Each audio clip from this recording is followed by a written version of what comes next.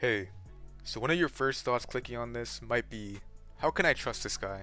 Pretty much started trading around this time, which is where I have noticeable growth. Yeah, 4 years exactly pretty much. I got UGC'd, Poison Horns went limited, boom, got my items restored a year and a half later, boom, started trading. These jumps are from me predicting an item to raise, gain 600k in a month, and yeah, this is it. If this isn't enough proof, then I don't know what is. If you're having a hard time following whatever I'm saying, I'm going to be putting a Google Doc in the description that has everything I'm saying in there. I'm going to quickly go over the most basic shit first just to get out of the fucking way. The terms you need to know. OP equals overpay, meaning someone wants X amount of extra value for their item. LB equals lowball, meaning someone is wanting to trade their item for something lower than its value.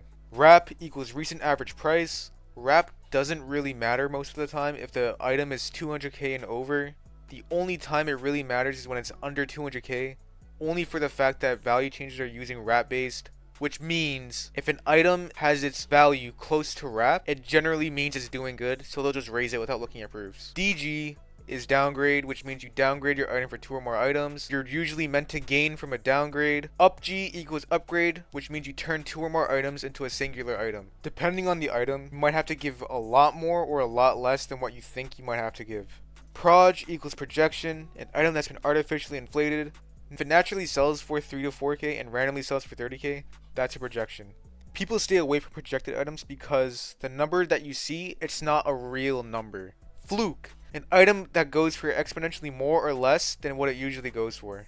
USDer/BMer equals someone who buys items with real money instead of trading for them, meaning they don't really know how to trade. Cashed, an item that's been sold for money. Comped, an item that's been stolen and sold. There's a decent chance of being transaction adjusted. Poise equals items that are being rollbacked, meaning that an item that was comped is going to be given back to the original owner. So if you own it, there's a decent chance you get it transaction adjusted. DevPoise equals stolen developer items. You should never trade for DevPoise as Roblox acts very fast on them.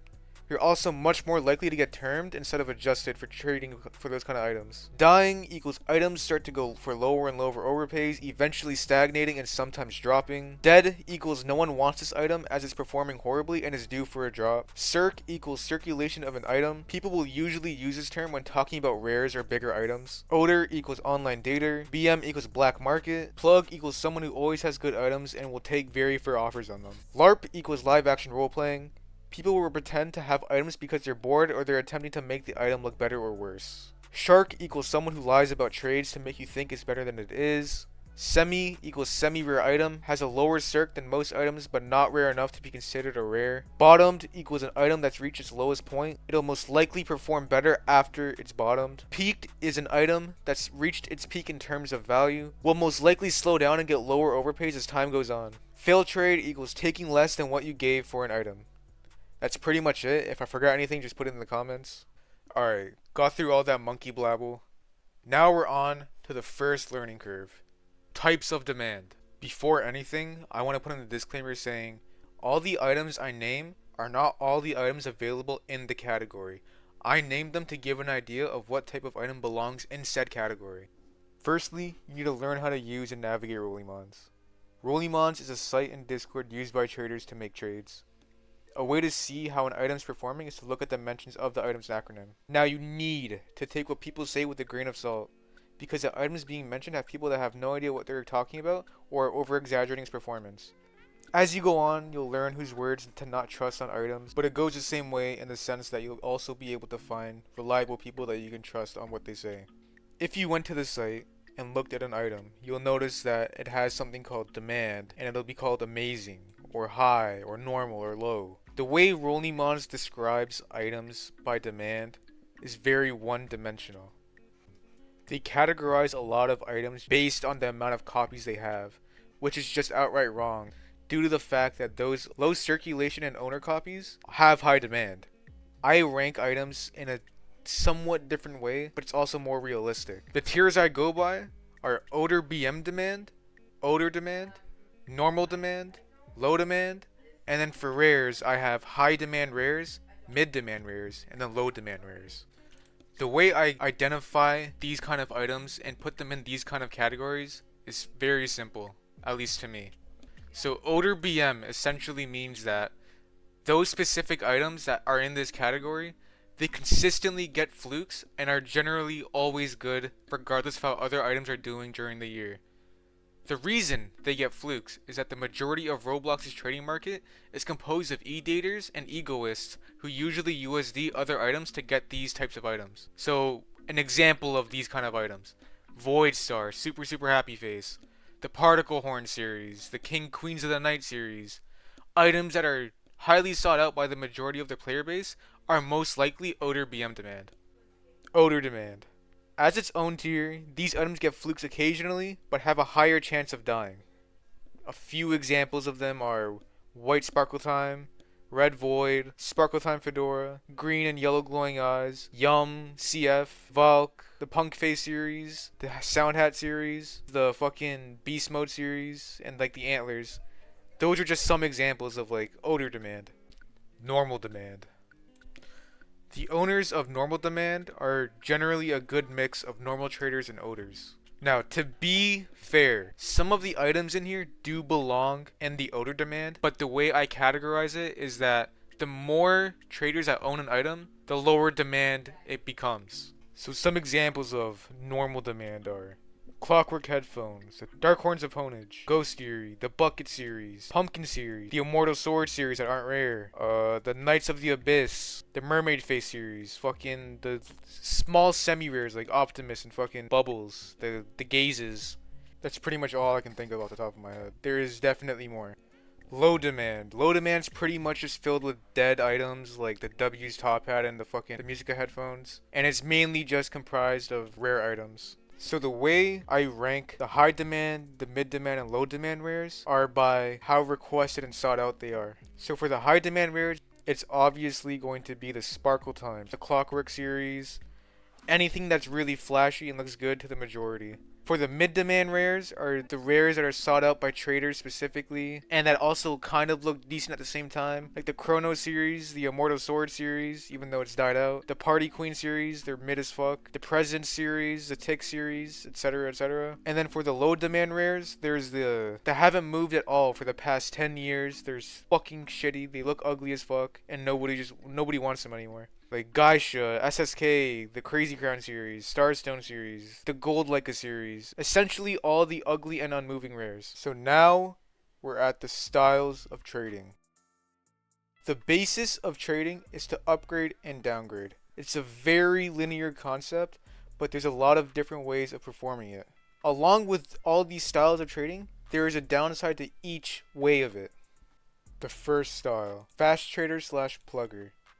If you want to make a lot of value fast and consistently, then this is the best style of doing it. These type of traders love odor BM type of demand. The reason is that BM odor demand are very flippable and you are able to make a very quick profit. These type of traders aren't good at being patient or investing in holding items because they want to make as much profit as fast as they can. Due to them generally owning items with a high owner count and circulation, the minute that item starts to die, they just begin to panic trade and start sending out that item for lowballs. The last part of this is that it can be stressful to track all of the items. Due to wanting a lot of profit as fast as possible, it requires you to have a large inventory. A lot of fast traders today have over 5 to 7 mil, and their biggest item ends up being around 800k. The second style, the investor. I personally use this kind of style for the sole purpose that it was very safe for me. So after an item bottoms, there's a period of time where it's probably still cheap and it hasn't rebounded yet, and investors just pounce on it. The reason why investors would pounce on the item is for the sole fact that they know it'll eventually rebound if it has good owners. And because investors are generally good owners, it just means that that item will rebound. This is a very safe way to trade without stress. If you're confident that an item will continue to doing good, then there's really nothing to worry about. One of the downsides is that there's also a chance that the item will continue to perform badly longer than you estimated, and it'll continue to drop or just stay stagnant. It's also very easy to get comfortable with what you have, so you lose confidence and motivation on when you should dump the item. The third style, the reseller. This method isn't really known or popular, even more so now, but the way to do it is when high demand items begin to start deflating, people start to panic sell.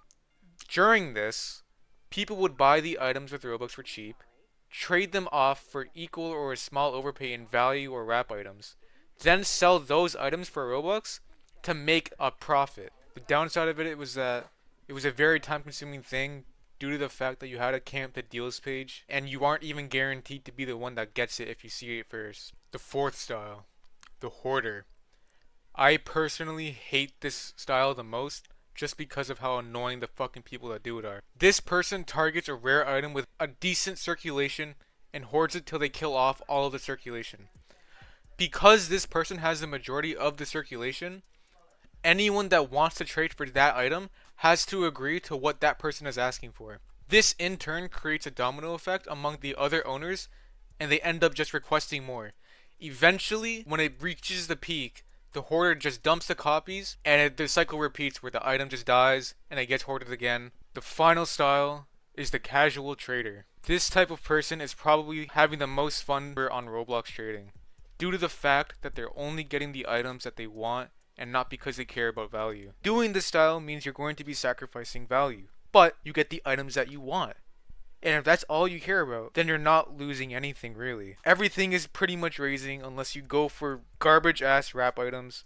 You're probably going to be losing out in the future. But at the end of the day, if you're having fun and you don't care, doesn't matter. The third essential: how to find, talk, and trade with people. Firstly, you need to target a demographic. The demographic I targeted was devs, BMers, and oders, for the sole fact that they're usually willing to give fluke deals for the things they want. How do you find them though? Trade Hangout is pretty much dead in finding deals. The way to do it now is by looking through the Rollimon site in Discord. The most success I personally have with finding deals is by friending people that make ads on Rollimons with the items that I want for the items that I have, and negotiate with them on Roblox. It doesn't matter if they made the ad a few days ago, as long as I still have the items they want and they have the item that I want, there's no harm in sending them a friend request and asking if they still want to trade. So you've gotten someone to accept your friend request. What now? Learning how to talk to people in DMs and negotiating is essential.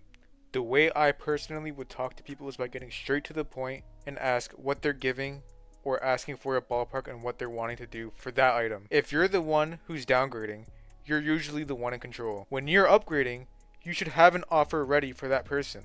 If someone has an ad that says DM offers and you ask what they want without showing your inventory, you're a fucking retard. Recognizing types of people based on how they talk in DMs is a very helpful skill. Silence is one of the best pressures when negotiating because it sometimes makes a person anxious and overthink about what could go wrong. So utilizing it against the right person might just make them fold for your deal. There's going to be other kinds of people such as a yapper who talks about everything but the trade, the aggressive bully who will only do something their way, or the chill trader who talks passively and respectfully but is just stern in their decision. Recognizing these kinds of people comes with time and experience. The fourth essential: how to see how an item's performing. There's a few ways to gauge how an item's doing. The first being the most obvious, and that's to go into the Rollimons Discord and look at the proofs in value requests. To see specific proofs from an item, just go to the mentions, select in value request, and then put the item acronym in. When you enter that, you'll be seeing every single proof that's been in there since the acronym was made. Is this reliable though? Only if the items are below 500k. The reason being is that value changers are fat crayon eaters, so you can only proof inbounds of up to 500k. Past 500k, you can only proof the completeds. But because you can only proof completeds, the completeds can be very easily manipulated, which in turn can make them super inaccurate. But how does that work? The way that works is that with bigger items, there comes item servers, and with item servers there comes manipulation with the proofs. So what item servers do, they band together and make sure that their item looks as good as possible.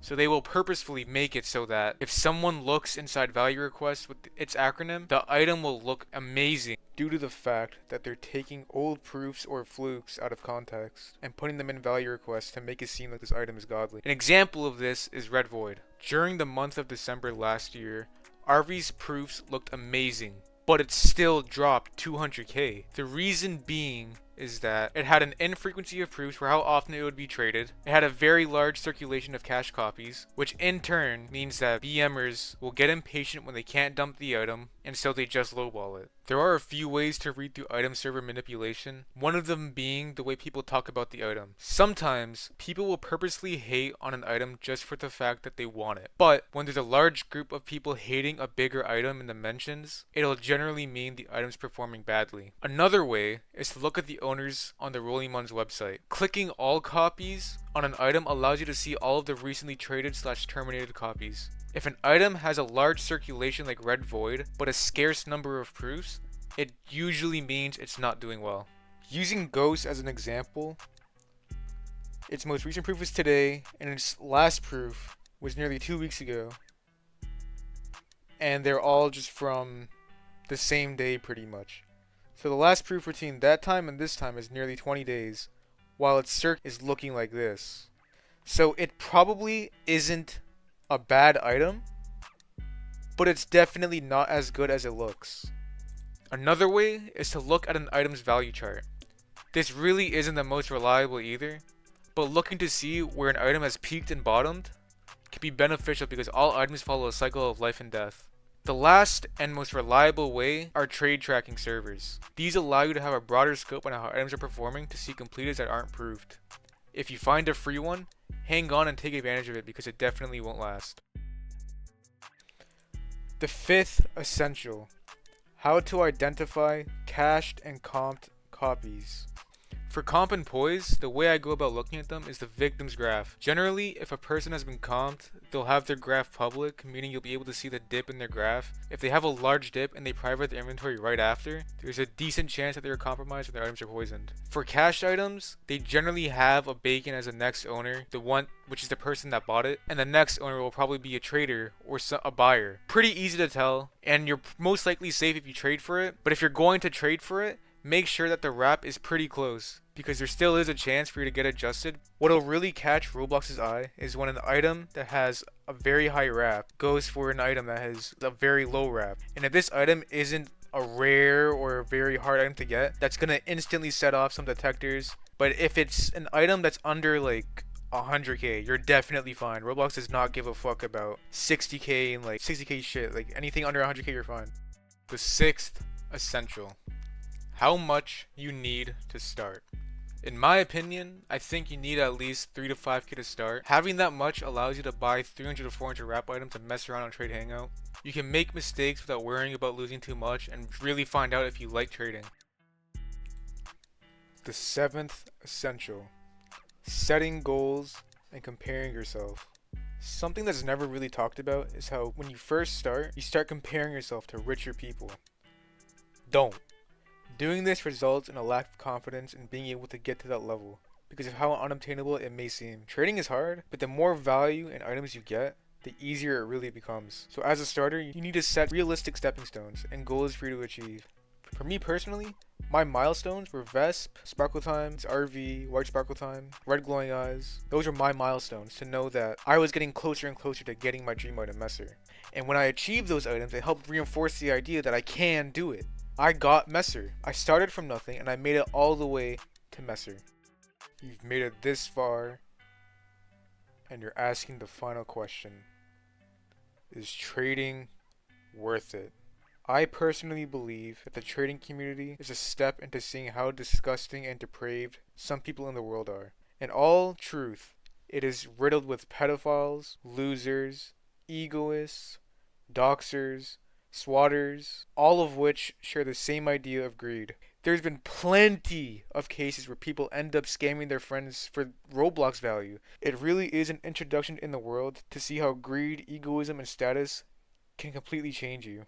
Throughout the year, I managed to make a group of friends that aren't shitty people. And to be honest, with all that bad, there definitely is some good. The community is very established and somewhat welcoming. There is a lot of good people as well. Some of the most fun I've ever had on Roblox was through trading. It is a very time-consuming hobby. I do not recommend if you have other hobbies, as trading now is extremely tedious due to the trade hold. And that's it. Thanks for watching.